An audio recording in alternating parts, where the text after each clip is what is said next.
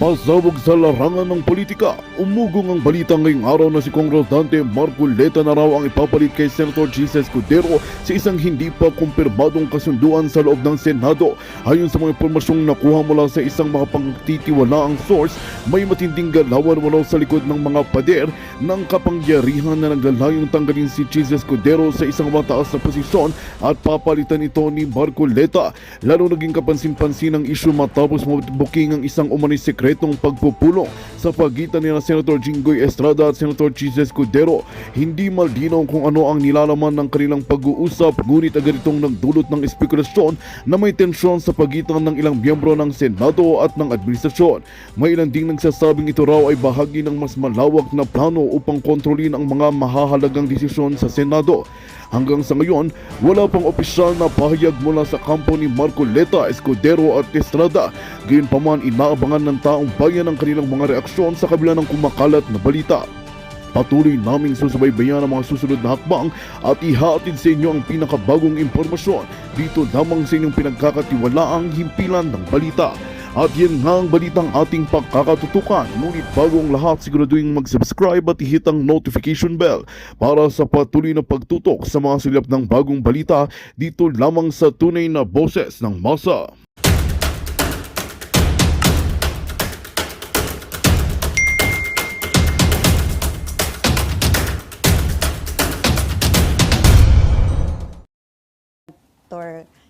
Incoming Senator Marcoleta, about Senate leadership po bang pinag-usapan? Hindi kami nag-meeting, kumain kami, magkaiba yun. Nako, sa tingin ho natin, meron na hong kinikilabutan dyan sa House of Representatives at Malacanang, dyan sa naturang pagpupulong na yan, sa pagitan nitong si Chis Escudero, nitong si Senate President Pro Tempore Jinggoy Estrada, at nitong si Senate President Rodante Marcoleta. Ha? Napabalita ho kamakailan na nagkaroon na ispatan itong mga individual na to na nag-uusap-usap. Ngayon, makikibalita ho tayo dito sa press con na to kung anong napag-usapan nitong si Senate President former Senate President Jesus Escudero, Senate President Pro Tempore Jinggoy Estrada at ang ating bagong Senate President Rodante Marcoleta dyan sa naturang pagpupulong na yan. Pero bago lahat ng yan mga kababayan, isang like at isang subscribe. Masaya na ho tayo dyan sa mga gusto sumali sa ating community. Yung join button nandyan lang ho sa baba. Rekta na ho tayo dito sa naturang meeting. Naku, etong si Tambaloslos.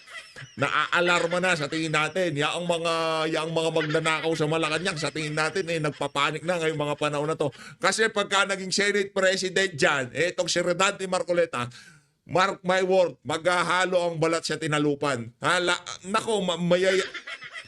Una sa lahat, ang ating babantayan, pagpasok ng 20th Congress, ang budget para sa 2026. Mantakin nyo mga kababayan. Kung sakaling si Rodante Marcoleta ang ating Senate President, pagka nagkaroon ng BICAM dyan, sa budget, pagka ginawa pa nila yan sa Manila Hotel o kung saang hotel pa man, naku, mayayari sila kay Senator Rodante Marcoleta. Kasi narinig natin dyan kay Senator Marcoleta na bakit pa sila gumagasta ng ganyan. Pwede naman gawin sa sa House of Representatives o sa Senado. Bakit kailangan pa sa hotel? Panibagong gastusin na naman yan. Mabubukas na sa sambayan ng Pilipino at maririnig na ang ating mga kababayan kung ano mga pinag-uusapan nila dyan sa mga BICAM na yan. Maririnig na malalaman na yung mga itinatago nila, yung mga sinisingit-singit nila, di ba? O ito na, rekta na ho tayo dito kay Chis Escudero. Sir, other issue. Nag-meeting kayo kahapon ni Senate President Pro Tempore Jinggoy Estrada and incoming Senator Marcoleta, about Senate leadership po bang pinag-usapan? Hindi kami nag-meeting, kumain kami, magkaiba yun. Pero ano na pag-usapan during your Wala, kung ano-ano breakfast? lang. Magkakasama kasi kami dati I was with Senator-elect Marcoleta in the 13th Congress. Nung congressman pa ako. Magkasama kami nun. So si Senator Jinggoy nag-ayos nung pagkikita at pag-uusap dahil matagal. Yan, ako. Parang na ho ito, nanonostra na natin. Rodante Marcoleta para Senate President. Nagkasama din. Huwag kayong manibago kayo dyan sa Senado. Lagi namang may first time. Masanay na kayo kung first time nyo makakita na neophyte senator tapos biglang naging Senate President. May first time naman lagi. Sila ng kampanyahan ng 2022. So naimbitahan lamang. So wala pang ongoing efforts para ma-retain kayo as Senate President sa Walang 20 ongoing efforts para ma-retain as Senate President. Anong ibig sabihin ng ongoing? Kaibigan ko naman kasi lahat, Selly. Hindi naman porket magkikita kami, yan lang ang pag-uusapan namin. Si Shelly kasi ano yun yan, si Shelly, nako, yung mga tanong niya, tumanda ka na sa Senado, anak ng tokwa. Yang si Shelly, yumaman ka lang niya ka, oo, kahit na ano pa naman, madam, para sa bayan naman ho, once and for all, tigilan nyo na ho, mayaman na ho kayo. Walang yan. Ang tagal mo na. 17, 18, 19, 20th Congress, nandyan ka na. Mga tanong mo, ano yun? Masyado ko kayo na paghahalata. Pagkakatabi nyo si Risa, nakakamukha nyo na siya. Natural at normal na magkita, Lang yan magsama-sama siguro Masyadong kami. obvious. Dahil magkakatrabaho at magkakaibigan kami noon man o ngayon. Yung si Shelly na yan, nagpapakagitna. Pag nagtatanong, akala mo talagang tanong ito ng sambayanan, gusto naming malaman. Hindi, tanong ni Tambayan. Pero may ilan po mga senador na nagsasabi na parang may mga text messages na hinihingi na yung suporta para sa iyo o kaya kay former Senate President Tito Soto. So, meron po bang Hindi, ibang Sabi sino? Nino, tayo dyan. Sabi Soto, Nino, Soto. at asan yung text kong ganon? Sir, nagsalita dyan sina Senator Kiko Pangilinan. Sinabi nila meron na silang nakuha na ganun may nakikipag-usap para nga kunin yung suporta. Sa party ko, wala pa akong mini-message na ganon. Pero may mga supporter mo na kasamahan mo na sila yung nag-e-effort na Hindi makumuha para ng sa akin, suporta. magsalita para sa kanila. Pero wala pa kaming pag-uusap. Actually, parang nakatulog lang ako at nakabawi. Mga itong nagdaang linggo lang eh. Naka-11 hours Pero ako sir, sa araw. are you still confident na during that time kayo pa rin yung Senate President? Hindi to question ng may kumpiyansa o wala. Mangyayari ko anong mangyayari. Panibagong botohan ito. Hindi ito pagpapalit ng liderato base sa kawalan ng kumpiyansa. Ito'y panibagong botohan talaga para sa 20th Congress kung sino mamumuno ng Senado. Magiging crucial. SP patuloy po yung pagkipag-usap niyo sa mga senators. Kasi sabi ni Senator Erwin, tinawagan niyo rin daw po siya. Matagal na yun bago pa, nung nanalo siya, siyempre kinongratulate ko siya nung nanalo Natural, siya. But that was the congratulate last time kayo I talked to talaga. him, I think. During Mga the recess. malisyoso talaga kayo, mga langya kayo. Hindi ko matatawag na panliligaw eh. Pakikitungo. Normal na pakikitungo. Dahil ngayon, dahil ang term ko ay hindi naman nagtapos ng June 30, so yung mga pangailangan nila dito sa Senado mismo, sila yung mga bagong halal, sila Senators Soto, Lacson, Marcoleta, Villar, Camille, Erwin, kaugnay sa mga briefings at sa mga opisina, tinutulungan namin silang maasikaso. Sir, magiging crucial ba o malaking factor sa Senate leadership yung distribution ng committee chairmanship? Palagi naman, pero sobra naman yung committee dun sa tao. I think we have 41 committees and we only have 24 senators. Marami na ho nagpapaabot sa inyo ng mga incumbent at newly elected senators na mga gusto nilang committee chairmanship. Wala, hindi marami. Meron na. Energy at electoral reform bigay natin kay Rodante Marcoleta. Energy at electoral reform kay Rodante Marcoleta Kasi dapat marami yan. din naman incumbent eh. Pero dun sa mga incoming, sir. Wala pa. Hindi pa namin napag-uusapan ng definite. Ano? Ano? Ma. Ano mang numero meron ngayon? Sino man? Sa totoo lang, nagbabago yan, lalo na kung ganito pa katagal, mahigit 1 buwan pa. But you want to still be the Senate President for the 20th. I will not shirk from that responsibility, let's put it that way. Hindi ko tatalikuran yung responsibilidad at pagkakataon na yon. Pero magiging open ka, sir, sa ano yun? Term sharing. Hindi ko alam kung saan galing yon, kaya hindi ko kokomentaryuhan yan. Sir, pero Hindi pass. galing sa akin yan. Pwede maging option yun, sir. Hindi na pag-uusapan. Saan ba galing yan? Hindi, may mga previous kasi di ba na nangyari, sir. Bigla naalala niyo yung mga president dyan sa impeachment? Hindi. Ganon. Sir, other issue. Okay, other topics. Sir, So, yun. Sir, yes. other topic din ako. Other topic ka na? Apo. So, ay, Kuya Raymond. Di yung usap-usapan kasi yung supposedly nag-release ng 150 billion daw na pork barrel para sa mga senators. May listahan sila doon na number 1 is Bulacan, 12B, 9B ang Sorsogon, and kaya dalawa yung pangalan nyo na nababanggit na gaano ba ito katotoo? Saan nanggagaling kung itong mga ganitong klase? Sa pagkakaalam ko, FLR ang malaking bahagi ng budget at hindi pa nare-release. Hindi ko pa nalalaman kung anong porsyento, anong lugar yung na-release at hindi. Pero sa pagkakaalam ko, dahil sa pag-review ng Pangulo, kung maalala mo, NFLR karamihan ng mga releases. Ng buong gobyerno, Ng buong gobyerno. Hindi ko alam kung dahil sa eleksyon, hindi ko na rin natutukan. Pero may ganun nga listahan na May 150 may ganun talaga na list na up to 150 billion for senators. Hindi ko rin alam. Hindi ko rin alam kung saan nakuha yung total na yon.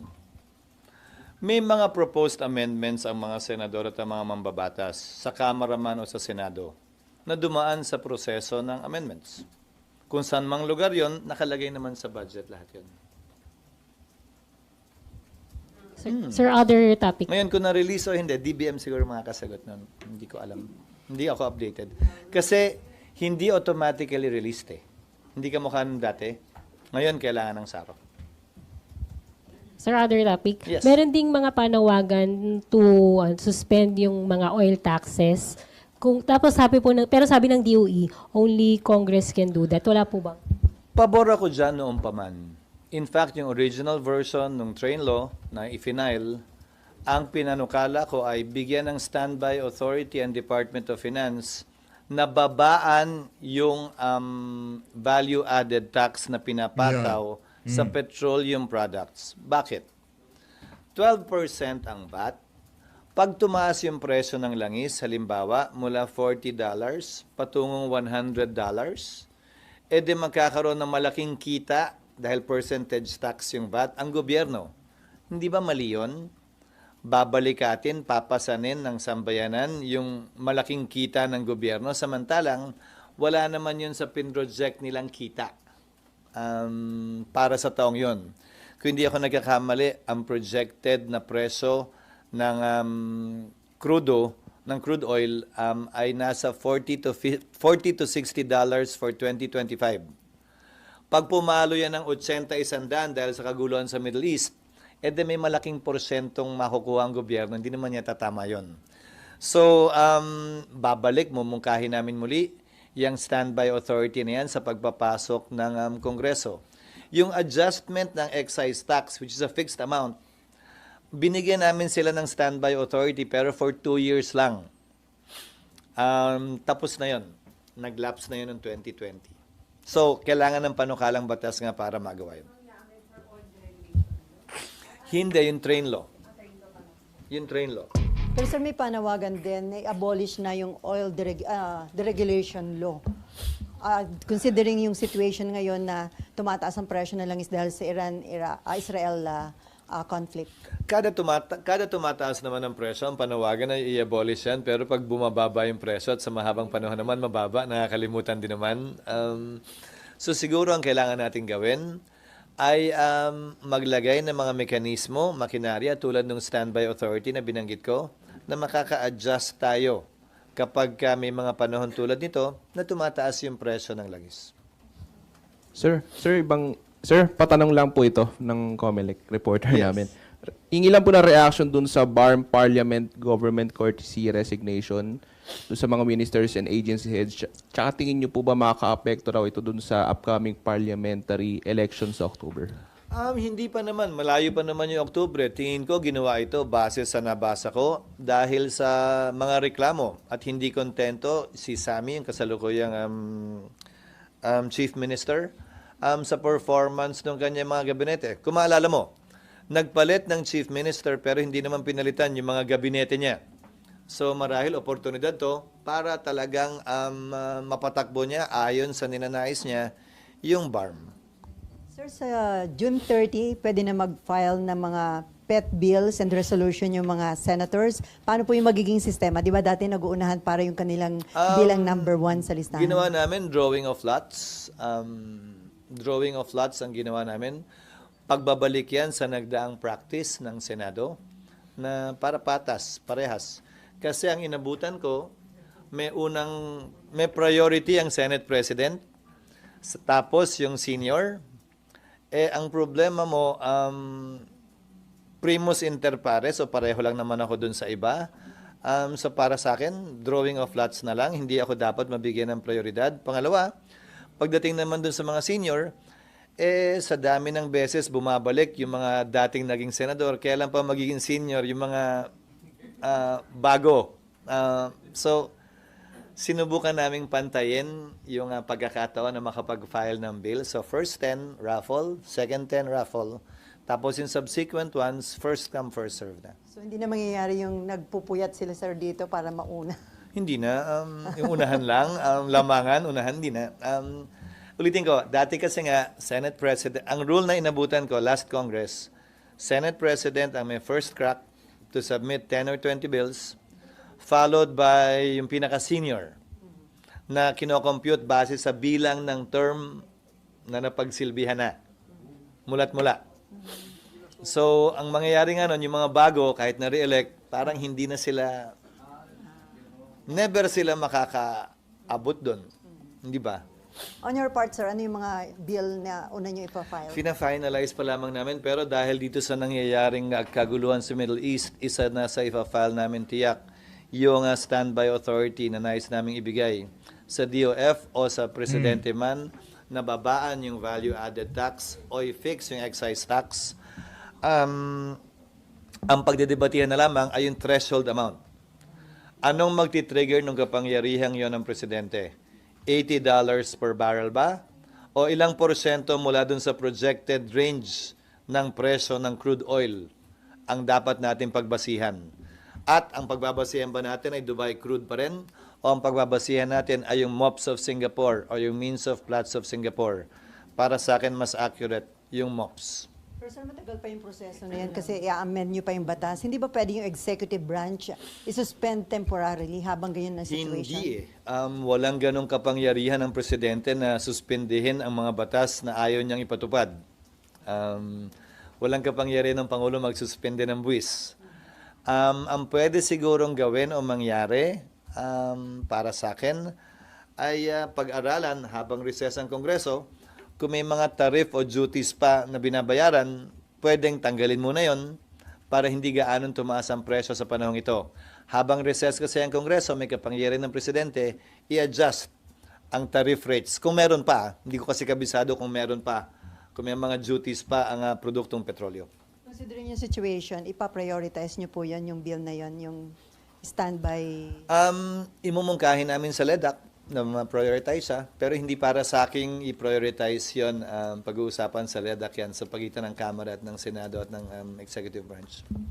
SP, tama ba? Yung ang Senate President, House Speaker, copy furnished kayo ng reports tungkol sa confidential funds? And Pursuant intelligence sa funds? JMC, Joint Memorandum Circular, oo. So, meron din kayo nung confidential funds, yung report ng OVP and DepEd? Nung nauso yan, nung napag-usapan yan, tiningnan ko, parang iba yung hawak ng House sa sinusumite. Hindi ganun kadetalyado. Sa pagkakaalam ko, yung mga binabasa ng Kamara ay galing na sa COA. Hindi galing dun sa submission na naunang binigay na sa kanila at sa amin. So, wala kayo nung report ng confidential Yung mga pangalang binabanggit na naririnig natin sa media, wala akong maalalang napansing ganun nung tiningnan ko. Pero pinapasa-pasa yan, nakalagay lang naman sa kahon doon pag sinusumite. Ang ayon sa Joint Memorandum Circular lang ay hindi pwedeng kunan ng picture, litratuhan o ilabas sa kwarto ni numan.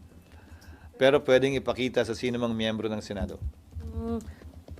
Pero kung halimbawang kailanganin, kung meron doon at kailanganin sa impeachment trial, pwede niyong gamitin yun? Kung meron naman din ang Kamara, prosecutor sila, bakit hindi sila? Okay, doon nalang gamitin.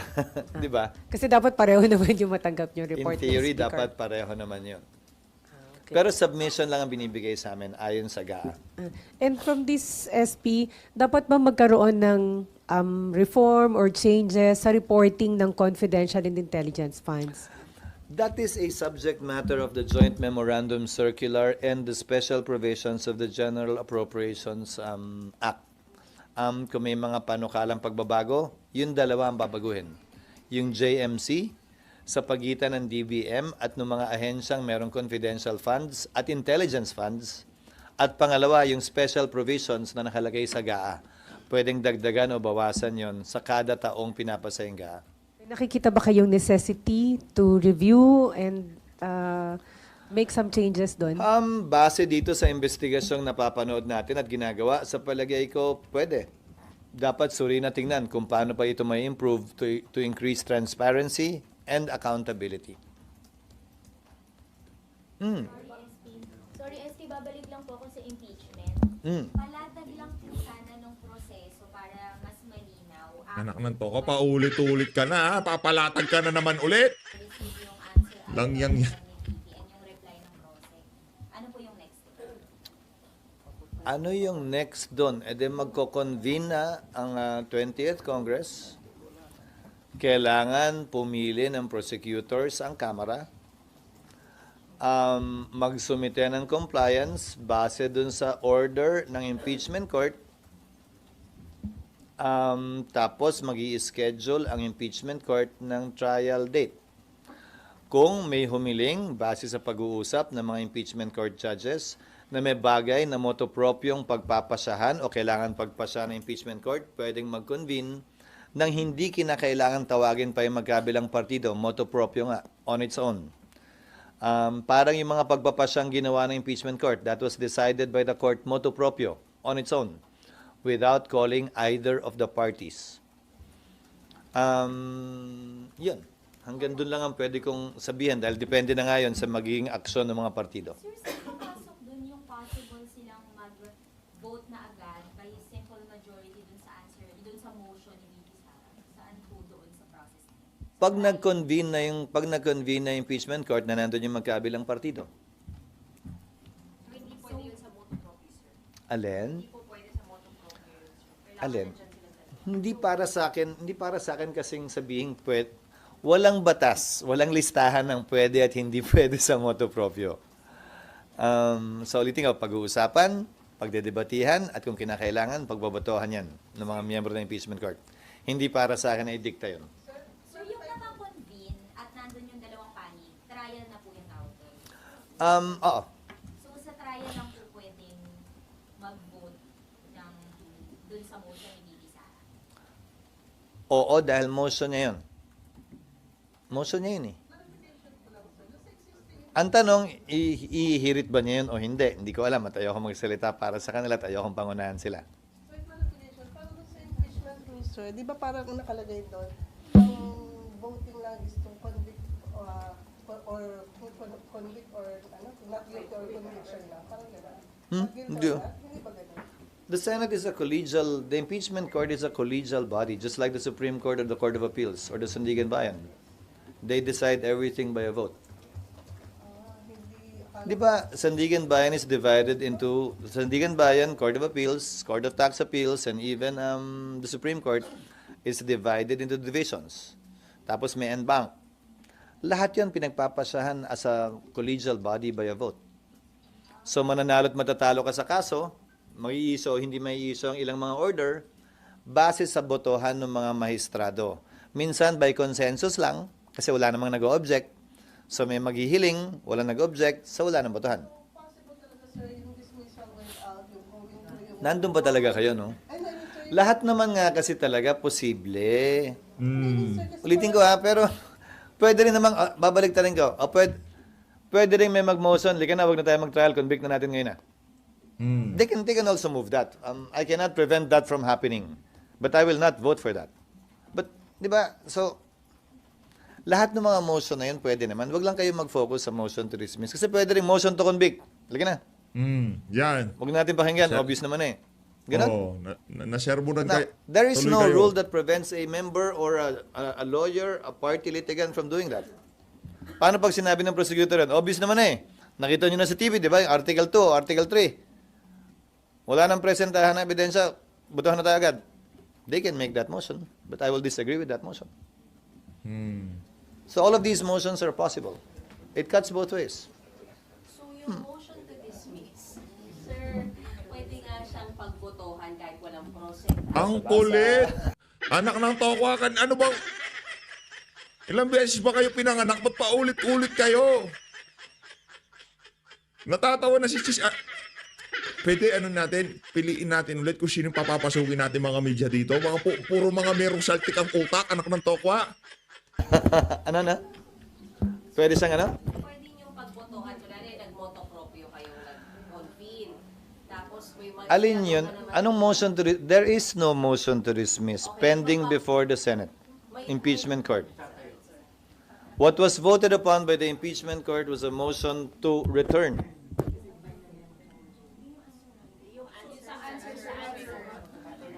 The party has to bring it up. So kailangan nandiyan yung... The party claiming it has... Ikaw na nga mismo nagsabi. Alam nyo na yung mga... Kino-corner ka lang nila, Brad. Anak ng tokwa, oh. Panay ang bato nyo kasi sa impeachment court nung dismissal, nasa sagot naman ni VP Sara yon. Ngayon, kung sasabihin yun ng abogado o hindi, nasa sa kanya yun. Wala naman para sa akin na sabihin, magbibigay ako ng hint, shh, pag nag-trial, ganon, wala naman ganon. It's up to them. It's not up for me to decide on that, nor to cajole them into doing it or not doing it. Yung pag-return ng articles of impeachment, practically you aided or you gave the Vice President ng dahilan o ng basis para sa paghingi ng dismissal. Tinulungan siya sa kanyang defense. Yung tinanong namin dati ng pending sa Korte Suprema. So, final niya na yun dati pa. Yung motion ni Senator Bato na inamyendahan ni Senator Cayetano, yung isang yun, dati nang binring up na ikalawang Pangulo yun, sa kanyang petition sa Korte Suprema. So, anong tip doon? Siya yung nag-isip nun at siya yung nag-bring up nun. Hindi ba? SP? Yes, ma'am. Tanong lang, yung since may electronic copy na po sila ng answers, yung senator judges, may nasasabi na po ba sila or bawal po sila magsalita after mag-reconvene? Hindi naman bawal magsalita kasi may pangalawang proseso pa yan Pagdating ng June 30, noon time, bibigyan naman namin ng kopya din yung mga bagong halal na senator judges. Bagaman hindi pa sila nakakasumpa, bilang miyembro ng impeachment court, bibigyan namin sila ng kopya din pagdating ng June 30. Sa ngayon po ba may nagsabi na sila? May na-release na sila or wala pa? Wala. Walang, ewan ko kung sinong kausap nila o sa kaibigan nila. Sa akin, wala. SP, ibalikan ko lang yung lumalaking... Magandang balita ang hatid namin sa inyo ngayong araw. Sa pagtatapos ng aming balitaan, nagbigay kami ng mga mahalagang impormasyon. Maraming salamat sa pagtutok at pagsuporta sa aming programa. Huwag kalimutang manatili sa mga susunod na araw para sa mga bagong balita at mga kwento na dapat nating abangan. Mula sa Boses ng Masa, magandang araw, Pilipinas!